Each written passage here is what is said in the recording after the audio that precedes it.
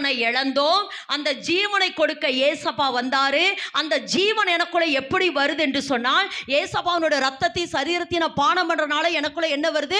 ஜீவன் வருது. இப்ப பவுல் சொல்றாரு, அப்போஸ்தலனாகிய பவுல் ரோமருக்கு எழுதுற பொழுது சொல்றாரு, இப்ப நான் என்னவா இருக்கிறேன்னா புதிதான ஜீவன். எல்லாரும் ஆமென் என்று சொல்லுங்க.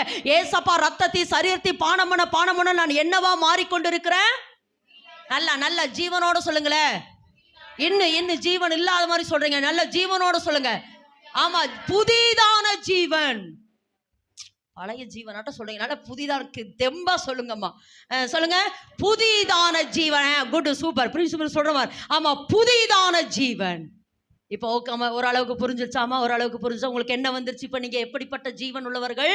புதிதான. அப்படின்னா அதனோட மொழிபெயர்ப்பு என்னன்னா, இனி உங்களுக்கு புதிதான வாழ்வை கர்த்தர் தருகிறார். இதுவரைக்கும் இருந்த எகிப்தினுடைய அடிமைத்தனம், இதுவரைக்கும் இருந்த வேதனை, துக்கம், தவிப்பு, சஞ்சல, கலக்கம், ஆமா யோர்தான், செங்கடல், இதெல்லாம் வட்டிலிருந்து ஆமா விலக்கி நீங்கள் இப்பொழுது எப்படி இருக்கிறீங்களாமா? புதிதான ஜீவன்.